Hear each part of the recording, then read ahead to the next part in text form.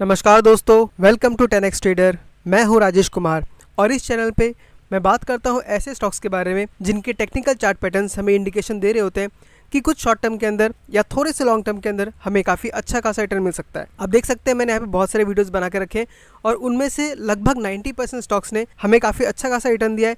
किसी ने 22%, किसी ने 30%, किसी ने 15%।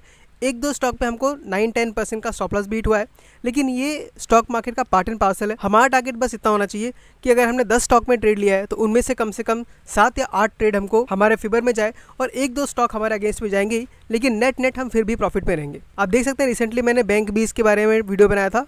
बैंक 20 जो कि निफ्टी बैंक का ETF है, तो मैं ETF में भी ट्रेड करता हूं, जिसमें हमें साल में आराम से 15-20% तक का प्रॉफिट निकाल सकते हैं अगर आप सही से ट्रेड करते हैं, सही टाइम पे इन्वेस्ट करते हैं। तो अगर आपको ऐसे वीडियोस में, ऐसे स्टॉक्स के बारे में इंटरेस्ट है तो आप इस चैनल को सब्सक्राइब कर सकते हैं, ताकि उससे आपको इन्फॉर्मेशन बहुत जल्दी मिलती रहे और उससे मुझे ही बहुत ज़्यादा मोटिवेशन मिलता है ऐसे वीडियोज़ कंटिन्यूसली बातें रहने के लिए।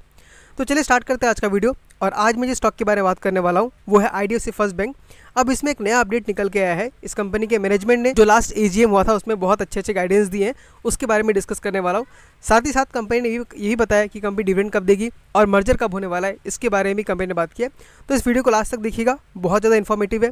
और अगर आप इस स्टॉक को होल्ड कर रहे हैं तब तो ये वीडियो आपके लिए बहुत इंपॉर्टेंट हो जाता है, क्योंकि ये बहुत लोग इससे पेशेंस को लूज कर रहे हैं। तो चलिए अपना ऐसे स्टार्ट करते हैं। आप देख सकते हैं यहाँ पे डेली चार्ट मैंने ओपन करके रखा हुआ है। यहाँ पे हमें क्लियरली एक बहुत अच्छा खासा रिवर्सल पैटर्न देखने के लिए मिल रहा है, लेकिन उसके लिए हमको इसको वीकली चार्ट पे लगाना पड़ेगा। आप देख सकते हैं यहाँ पे मुझे क्लियर एक inverted head and shoulder pattern मिल रहा है। अब जिनको नहीं पता उनको बता दूं कि inverted head and shoulder pattern जो है वो ट्रेंड रिवर्सल को इंडिकेट करता है। यानी कोई स्टॉक अगर नीचे आ रहा है तो वो रिवर्सल के बाद स्टॉक वापस से अपना अप ट्रेंड को स्टार्ट करता है। तो चलिए पहले आपको ये रिवर्सल पैटर्न ही बना के दिखाता हूँ। अब देख सकते हैं हम लोग का ये एक बहुत ही इंपॉर्टेंट रेजिस्टेंस है और जो दूसरा रेजिस्टेंस है वो अराउंड आपका यहाँ पे नजर आता है।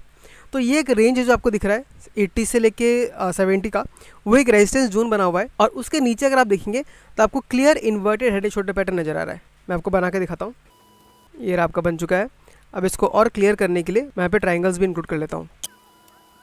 ओके, तो आप देख सकते हैं आपको क्लियर एक inverted head and shoulder pattern मिल रहा है, जहाँ पे ये इसका दो हेड है, जहाँ पे ये इसका एक हेड है और ये दोनों जो है इसके शोल्डर है। एक आदमी का जैसे हेड एंड शोल्डर होता है वैसे ही हमको ये पैटर्न दिख रहा है। और ये आप देख सकते हैं उल्टा बना हुआ है, यानी आदमी उल्टा लटका हुआ ऐसा लग रहा है। तो जब भी ये पैटर्न बनता है तो एक बहुत ही बड़ा इंडिकेशन हो रहा होता है कि स्टॉक में जो रिवर्सल था, जो बॉटम था, वो फॉर्म हो चुका है और अब यहाँ से स्टॉक काफ़ी अच्छा खासा हमको मूव दे सकता है। और स्टॉक ने इस जगह पे आप देखिए को अच्छा खासा ब्रेकआउट दिया 70 के आसपास। उस ब्रेकआउट को देने के बाद स्टॉक ने हमको 5 महीने के अंदर स्टॉक ने हमको अराउंड 45% तक का रिटर्न दिया, जो कि बहुत ही स्ट्रॉन्ग रिटर्न है। लेकिन अभी भी स्टॉक ने अपने जो एक्चुअल टारगेट उसको हिट नहीं किया है। इसका टारगेट निकालने के लिए आपको सिंपली इस डेप्थ को मेजरमेंट लेना है और इसको लाके आपको यहाँ रख देना है। तो आप देख सकते हैं इसका टारगेट अराउंड 122 का आ रहा है। तो हम एवरेज करने के लिए या एक सिंपल नंबर लेने के लिए हम उसको 120 मान सकते हैं। और इस जगह से अगर 120 जाता तो हमको रिटर्न मिलता अराउंड 77% का। तो आप देख सकते हैं स्टॉक ने अप ट्रेंड स्टार्ट किया, लेकिन अप ट्रेंड स्टार्ट करने के बाद वापस स्टॉक 70 के आसपास ही घूम रहा है। तो यहाँ पे अगर आप बाय कर लेते हैं तो आपको लगभग 75% तक का रिटर्न मिल सकता है। तो फिलहाल जिस जगह पे हमको स्टॉक मिल रहा है वो एक बहुत ही इंपॉर्टेंट जोन है। यहाँ पे हम धीरे धीरे एक्यूमुलेशन कर सकते हैं और एक्यूमुलेशन क्यों करना चाहिए उसके बारे में भी मैं बताऊंगा। लेकिन ध्यान रखिएगा, ये सिर्फ मेरा ओपिनियन है, ये मेरा कोई रिकमेंडेशन नहीं है। स्टॉक में इन्वेस्ट करना है कि नहीं करना है वो आपका खुद का अपना ओपिनियन होना चाहिए। तो पहला बात तो ये है कि इस कंपनी में मर्जर होने वाला है और बैंक के मैनेजमेंट ने खुद कहा है कि 1 से 2 महीने के अंदर मर्जर का प्रोसेस जो है वो कंप्लीट हो जाना चाहिए, क्योंकि जितने अप्रूवल्स होते हैं वो सबके सब मिल चुके हैं। मान लीजिए 3 महीने के अंदर आपका मर्जर हो जाएगा। तो आज आपका चल रहा है सितंबर, अक्टूबर, नवंबर, दिसंबर, यानी कि न्यू ईयर का आपको गिफ्ट मिल सकता है एक मर्जर का। और अगर आपके पास IDFC बैंक के, यहाँ पे देखिए IDFC लिमिटेड के 100 शेयर है, तो IDFC फर्स्ट का आपको 155 शेयर मिलेगा, जिसमें आपको काफ़ी अच्छा खासा प्रॉफिट हो सकता है। दूसरा, इस स्टॉक का टारगेट भी हम देख रहे हैं कि इसका 120 तक का टारगेट जा सकता है। तो आपने अगर IDFC फर्स्ट बैंक को लिया है और IDFC को होल्ड कर रहे हैं तो दोनों में आपको प्रॉफिट अच्छा खासा हो सकता है। आप देख सकते हैं मैं दोनों ही होल्ड कर रहा हूँ। IDFC मेरे पास अराउंड 602 क्वांटिटी है और IDFC फर्स्ट मेरे पास अराउंड 3300 क्वांटिटी है। इससे मुझे लगभग 4% का लॉस हो रहा है, लेकिन IDFC फर्स्ट बैंक में मुझे 83% का प्रॉफिट हो रहा है। और जब ये 100 पे पहुंच गया था तो मुझे अराउंड 120% का प्रॉफिट हो रहा था। तो आप देख सकते हैं आपको टेक्निकल चार्ट में स्टॉक बहुत ही बढ़िया नजर आ रहा है, क्लियर पैटर्न हमें देखने के लिए मिल रहा है और हमें टारगेट भी यहाँ पे क्लियरली दिख रहा है। अब अगर आपने अभी तक इन्वेस्टमेंट नहीं किया है तो यहाँ पे बाइंग कर सकते हैं। और अगर आप सिर्फ शॉर्ट टर्म के लिए इन्वेस्ट करना चाहते हैं तो आप यहाँ पे छोटा सा स्टॉप लॉस लगा सकते हैं 5-10% का। यानी अगर आप यहाँ बाय करते हैं 73 के आसपास में तो आपको 67 के आसपास का या 65 का एवरेज कर लीजिए, वहाँ वहाँ पे आप स्टॉप लॉस लगा सकते हैं। तो यहाँ पे आपका अराउंड 10% का स्टॉप लॉस होगा और जो आपका प्रॉफिट होगा वो अराउंड 70% तक का हो सकता है। तो यहाँ पे रिस्क रिवार्ड रेशियो आपको बहुत ही अच्छा नजर आ रहा है। दूसरी पॉजिटिव खबर जो इस बैंक के बारे में है वही कि कंपनी डिविडेंड देने के बारे में सोच रही है। कंपनी के मैनेजमेंट ने खुद ही कहा है, कंपनी अपने बोर्ड में डिस्कशन कर रही है कि किस तरीके से वो डिविडेंड दे सकती है।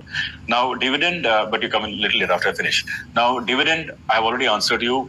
बहुत मुश्किल से 5 साल काम करके हमने एक्यूमुलेटेड लॉसेस को वाइप आउट किया है, ऑलमोस्ट वाइप आउट हो गया है। तो जो बचेगा मर्जर के साथ हो जाएगा। तो उसके बाद we will be eligible for dividend. बहुत लोगों ने डिविडेंड की बात की है, मैं आपको बता रहा हूँ कि हम लोग इस बारे में सोच रहे हैं और जितना जल्दी हो सके कर भी देंगे। तो इस बैंक में फिलहाल जो भी होने वाला था वो सब हो चुका है। अब अगर इस बैंक में हम होल्ड करते हैं तो काफ़ी अच्छा खासा रिटर्न बना सकते हैं और इसीलिए मैं फिलहाल इस बैंक को बेचने वाला नहीं हूँ, मैं इसको होल्ड कर रहा हूँ। अब आप मुझे कमेंट करके बताइए कि आप इस बैंक के बारे में क्या सोच रहे हैं। क्या आप इसको होल्ड करने वाले हैं या आपको लगता है कि स्टॉक बर्बाद हो जाएगा और ये नीचे आना स्टार्ट हो जाएगा। आपका जो भी राय है कमेंट करके बताइए, मैं हर कमेंट को रीड करता हूँ और रिप्लाई भी करता हूँ। और अगर आपको वीडियो अच्छा लगा तो इस वीडियो को लाइक कर दीजिए और चैनल को सब्सक्राइब भी कर दीजिए, क्योंकि उससे मुझे बहुत ज़्यादा मोटिवेशन मिलता है। तो ठीक है दोस्तों, आज के वीडियो में इतना ही। मैं मिलता हूँ आपसे अगले वीडियो में किसी अगले स्टॉक के साथ। तब तक के लिए tata, bye bye, take care.